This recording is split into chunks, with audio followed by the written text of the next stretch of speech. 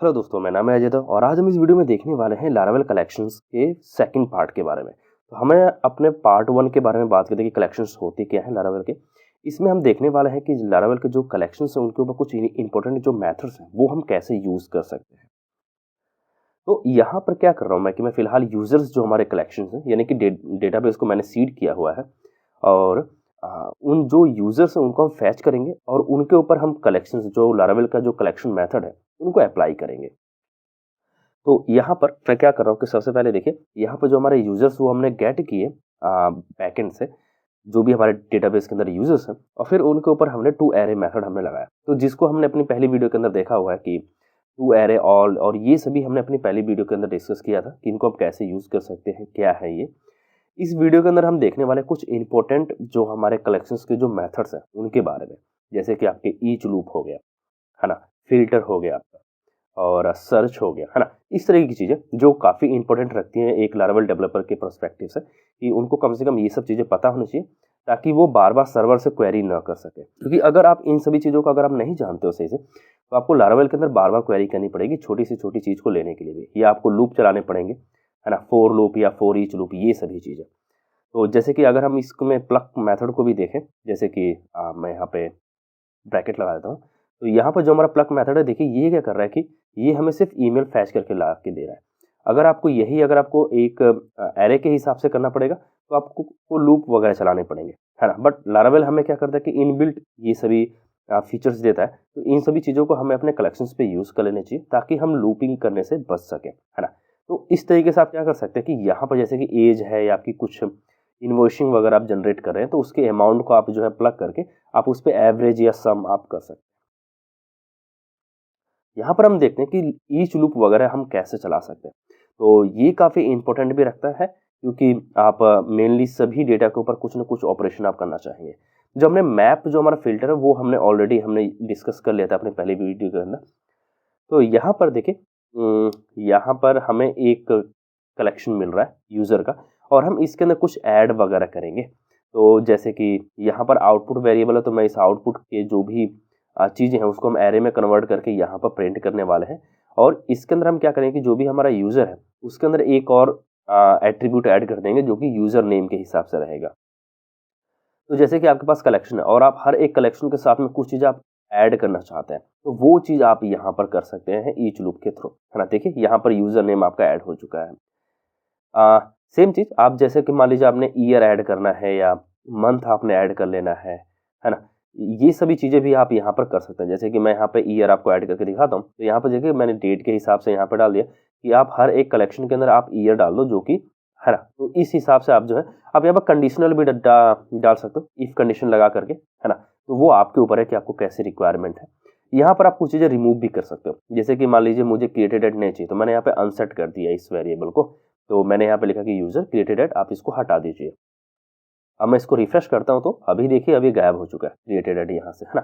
Same चीज़ आप updated eight और email verified eight, इन सभी के लिए भी आप कर सकते हैं। तो मैं यहाँ पर अनसेट करता हूँ ईमेल वेरीफाइड एट को और यहाँ पर अपडेटेड एट को, क्योंकि हमें इसकी नीड नहीं है, हम नहीं चाहते कि ये हमारे यूजर के पास पहुँचे, है ना। तो देखिए यहाँ से ये सब चीज़ें यहाँ से रिमूव हो चुकी है।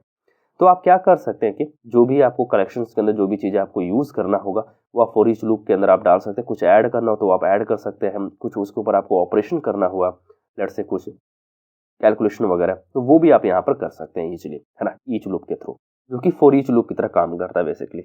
वेरिएबल ले लेते हैं और इसके अंदर अब हम अपने ईच लूप से हट करके अब हम फिल्टर को देखते हैं कि हमारा फॉर ईच लूप क्या कर रहा था कि हर एक डेटा पे वर्क कर रहा था और वो पूरा का पूरा कलेक्शन हमें रिटर्न करके दे दे रहा था आउटपुट वेरिएबल के अंदर।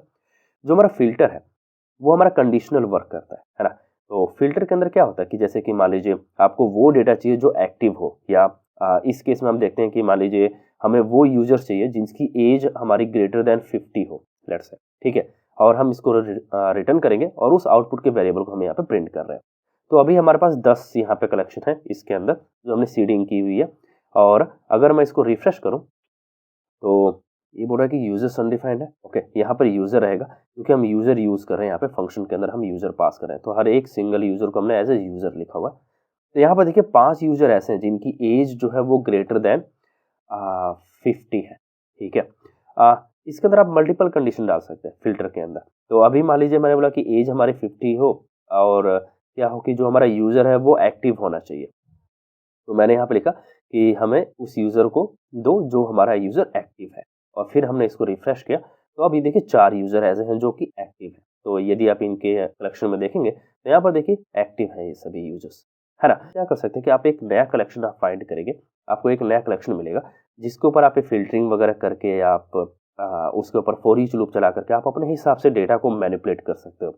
तो आपको बार-बार क्वेरी नहीं करनी पड़ेगी बैकएंड के अंदर कि एक बार क्वेरी कर रहे हो कि आप एज ग्रेटर देन 50 हो उसके लिए, और एक बार क्वेरी कर रहे हो कि मुझे एक्टिव रिकॉर्ड चाहिए उसके लिए भी आप एक क्वेरी कर रहे हो। तो इन सभी चीज़ों की आपको ज़रूरत नहीं पड़ेगी अगर आप कलेक्शंस को आप अच्छे से समझते हो लारावेल के कलेक्शंस को। यहाँ पर लेट्स से कि मैं सर्च करना चाहता हूँ कि क्या ये रिकॉर्ड हमें है, अगर है तो वो किस इंडेक्स पे है ना? कई बार क्या होता है कि हमें ईमेल चाहिए होती है और उसकी इंडेक्स वैल्यू चाहिए होती है कि वो हमारे एरे के किस इंडेक्स पे हमारी है। तो यहाँ पर हमें सर्च जो है वो हमें यहाँ पर हेल्प कर सकता है। तो लेट्स से यहाँ पे इंडेक्स नंबर 7 पर एक हम ईमेल उठाते हैं और ये हम सर्च करते हैं कि ये जो ईमेल है हमारे किस इंडेक्स पे है यूजर्स कलेक्शन के अंदर। तो हमने यहाँ पे लिखा कि यूजर सर्च और फिर फंक्शन के अंदर हमने यूजर पास किया और फिर हमने बोला कि रिटर्न कर दो अगर यूजर का जो ईमेल है अगर आपको ये चीज मिल जाता है तो ही, है ना? तो यहाँ पे टू एरे काम नहीं करेगा क्योंकि ये हमें इंडेक्स वैल्यू यहाँ से रिटर्न करने वाला है। तो मैं इसको सेव करता हूँ, वापस से मैं इसको रिफ्रेश करता हूँ। तो यहाँ पे 7 आना चाहिए बेसिकली। मैं इसको रिफ्रेश करता हूँ तो यहाँ देखिए 7 आ रहा है क्योंकि वो 7th पोजीशन पे है जो भी हमारा ईमेल आईडी है, राइट? तो यहाँ पर ये हमें क्या करेगा कि एक इंडेक्स वैल्यू रिटर्न करेगा जैसे ही यूजर मिलता है। तो अगर नहीं होता है तो वो आपको फॉल्स रिटर्न कर देगा, है ना? तो इस तरीके से आप क्या कर सकते हैं कि आप एक सर्च को भी आप यहाँ पे इम्प्लीमेंट कर सकते हैं यदि आपको नीड पड़ी तो। बेसिकली इसकी थोड़ी कम नीड रहती है मेरे को जहाँ तक लगता है। और यहाँ पर यदि हम फिर से यदि यूजर्स के ऊपर एक और चीज़ यूज़ करें जैसे कि हमने यहाँ पे प्लक मेथड यूज़ किया हुआ है और इसके साथ में अगर हमें सर्च यूज़ करना हुआ तो हम कैसे करेंगे, क्योंकि इसका यूज़ ज़्यादा हो सकता है मेरे को जहाँ तक लगता है। तो यहाँ पर देखिए हमारे पास लिस्ट ऑफ ईमेल्स है कि हमारे पास ये सभी ईमेल है। अब इसके अंदर हमें क्या करना है कि सर्च करना है कि भाई ये हमें किस पोजीशन पे मिलेगा। तो एक चीज़ आपको ध्यान रखना रहेगा कि जो हमारा जो ये सर्च मेथड है वो हमारे कलेक्शन पे वर्क करेगा, पीएचपी के एरे पे काम नहीं करेगा, है ना? तो आपको लारावेल के कलेक्शन में आपको को अपने डेटा को कन्वर्ट करना पड़ेगा, उसके बाद ही आप इसको देख सकते हो। तो अभी ये एरर यहाँ पे देगा, मैं इसको यहाँ से डुप्लीकेट कर लेता हूँ। तो देखिए अब ये बोल रहा है कि आप इसको एरे पे नहीं यूज़ कर सकते, है ना? वो ऐसा इसलिए बोल रहा है क्योंकि हमने लास्ट में ऑल मेथड यहाँ पे लगाया जो उसको एरे में कन्वर्ट कर दे रहा है। तो अभी हम यहाँ पे ईमेल को प्लग किया हमने और फिर उसके ऊपर अगर हम सर्च मेथड अगर हम डालें तो वो वर्क करना लग जाएगा। क्यों? क्योंकि हमारा वो कलेक्शन है और ये सिर्फ कलेक्शन पर ही वर्क करता है जो आपका सर्च मेथड है, ठीक है? क्योंकि लारावेल के कलेक्शंस के बारे में हम पढ़ रहे हैं। मैं इसको रिफ्रेश करता हूँ, ये देखिए 9th पोजीशन पे आपको दिखा रहा है कि आपका जो डेटा है वो 9th पोजीशन पे है। तो इस तरीके से आप क्या कर सकते हैं कि जो आपका सर्च मेथड है वो भी आप यूज़ कर सकते हैं अपने कैलकुलेशन वगैरह के लिए कि ये किस इंडेक्स पे है। अदरवाइज़ आपको एक लूप चलाना रहेगा, फिर आप वहाँ पे मल्टीपल वेरिएबल्स आप डिफाइन करोगे, फिर जाके आपका काम हो पाएगा।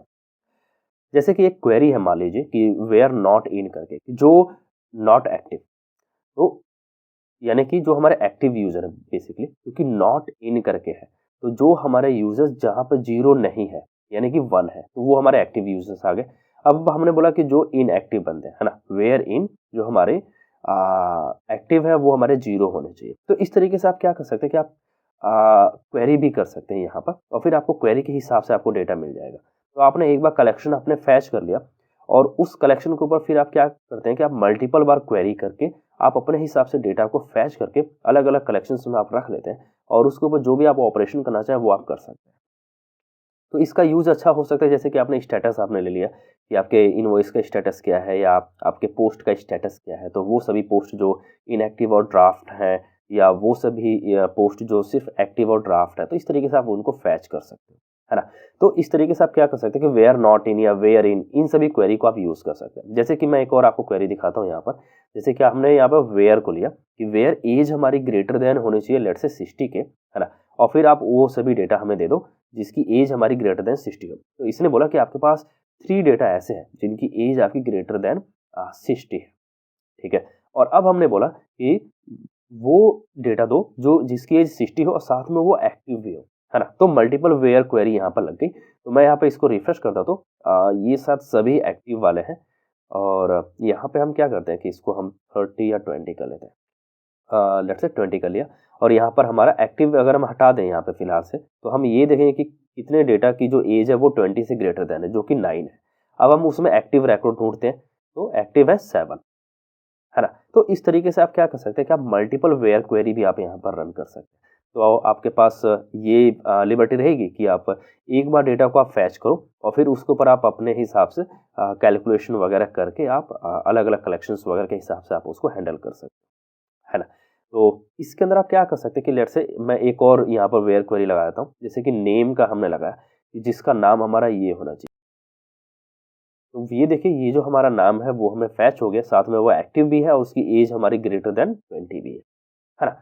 तो इस तरीके से आप क्या कर सकते हैं कि आप मल्टीपल कलेक्शंस की चीज़ें आप यहाँ पे यूज़ कर पाएंगे। मैं यहाँ पर क्या करता हूँ कि जो आउटपुट है उसके अंदर मैं ईच लूप भी चला लेता हूँ, जो हमने फर्स्ट टाइम चलाया था ईच का, है ना। और फिर हम इसको रिफ्रेश करते हैं तो अब ये 10 रिकॉर्ड दे रहा है, वो शायद यूजर्स को ले रहा है। तो यहाँ देखिए इसने यूजर्स कलेक्शन पे इसने परफॉर्म किया हुआ है, हमें आउटपुट कलेक्शन पे करना है क्योंकि हमारा ऊपर वाला आउटपुट है। तो अभी इसने बोला कि ऑन एरे, ओके, तो यहाँ से ऑल हटाना रहेगा क्योंकि वो उसको एरे में कन्वर्ट कर दे रहा है जो ऑल है, इसको कलेक्शन रहना चाहिए।